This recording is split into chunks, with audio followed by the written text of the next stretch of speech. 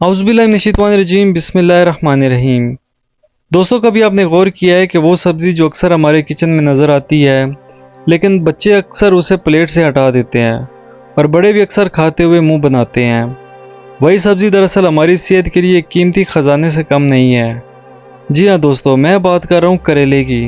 करेला एक ऐसी सब्ज़ी है जिसे अक्सर कड़वा होने की वजह से नज़रअंदाज किया जाता है, लेकिन जब आप इसके अंदर छुपे हुए राजों को जानेंगे तो शायद उसे आप खुशी खुशी खाने लगेंगे। दोस्तों, कहानी कुछ यूँ है कि कदीम ज़माने के लोग दवाइयाँ नहीं खाते थे, बल्कि पौधे, जड़ी बूटियाँ और सब्जियाँ ही उनके इलाज का ज़रिया थीं। इन्हीं सब्जियों में करेले को एक ख़ास मकाम हासिल था। दोस्तों, कहा जाता है कि आयुर्वेद के मुआलजीन करेले का इस्तेमाल शुगर के मरीज़ों के लिए दवा के तौर पर इस्तेमाल करते थे, क्योंकि इसके अंदर एक ऐसा कंपाउंड मौजूद है जो इंसुलिन जैसा काम करता है और खून में शक्कर की मिकदार को कंट्रोल करता है। यही वजह है कि आज भी डॉक्टर ज़ियादतीस के मरीज़ों को करेले का जूस पीने की ही हिदायत देते हैं। लेकिन दोस्तों, कहानी यही ख़त्म नहीं होती। करेले को वज़न घटाने वाले लोगों का खुफिया हथियार भी कहा जाता है, क्योंकि इसमें कैलोरीज कम और फाइबर ज़्यादा होता है, जो पेट को भरा रखता है और भूख को कम करता है। दोस्तों, एक दिलचस्प वाक़या ये है कि जापान के एक गाँव में लोग करेले को रोज़ाना अपनी खुराक का हिस्सा बनाते हैं और कहा जाता है कि इसी वजह से वहाँ के लोग लंबी उम्र और सेहतमंद ज़िंदगी पाते हैं। इसलिए जापान में करेले को लॉन्ग लाइफ वेजिटेबल कहा जाता है। दोस्तों, अगर जिल्द की बात की जाए तो नौजवान अक्सर एक्नी और दानों से परेशान रहते हैं, लेकिन जो लोग बाकायदगी से करेले का जूस इस्तेमाल करते हैं उनकी जिल्द साफ़ और चमकदार रहती है। दोस्तों, करेला सिर्फ जिल्द ही नहीं बल्कि जिगर के लिए भी कुदरती दवा है। ये जिगर को साफ़ करता है और जिस्म से जहरीले मादे निकाल देता है। दोस्तों, एक और कहानी भारत से जुड़ी है, जहां हकीम लोग करेलों के बीज को पीस कर दवाई तैयार करते हैं और कहते हैं कि ये खून को साफ करता है, जिसकी वजह से जिस्म में एलर्जी और जल्दी बीमारियां कम हो जाती हैं।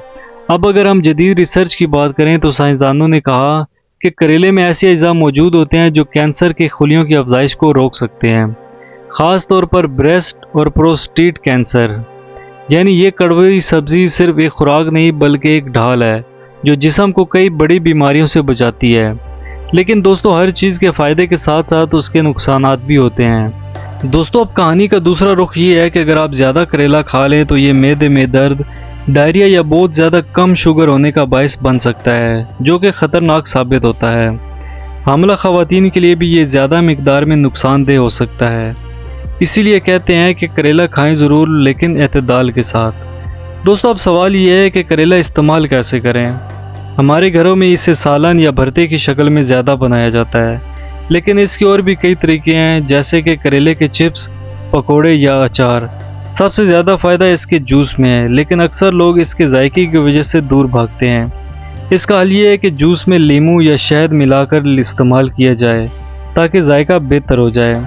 जापान, चीन और पाकिस्तान में ये माना जाता है कि अगर एक हफ्ते में कम से कम 2 बार करेला खा लिया जाए तो इंसान की सेहत बेहतर रहती है और बड़ी बीमारियों से बचाव होता है। दोस्तों, ये सब बातें सुनने के बाद शायद आप सोच रहे हो कि आखिर ये सब्ज़ी कड़वी क्यों है।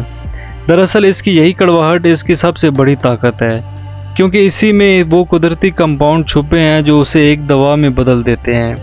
इसलिए अगली बार जब आपके सामने प्लेट में करेला आए तो उसे नज़रअंदाज ना करें, बल्कि ये सोचें कि ये एक ऐसा कड़वा तोहफा है जो आपकी ज़िंदगी को मीठा बना सकता है। याद रखें, सेहतमंद ज़िंदगी का राज दवाइयों में नहीं बल्कि कुदरती चीज़ों में है, और करेला उन्हीं कुदरती ख़जानों में से एक है। दोस्तों, उम्मीद है ये हमारी छोटी सी वीडियो आपको अच्छी लगी होगी। अगर वीडियो आपको अच्छी लगी है तो इसे लाइक कर दें, अपने दोस्तों के साथ शेयर कर दें और कमेंट बॉक्स में अपनी कीमती राय का इजहार ज़रूर करें। हम मिलेंगे इंशाल्लाह किसी नई वीडियो में। तब तक के लिए अपना और अपने गिरदनवा का ख़ास ख्याल रखें। अल्लाह हाफिज़।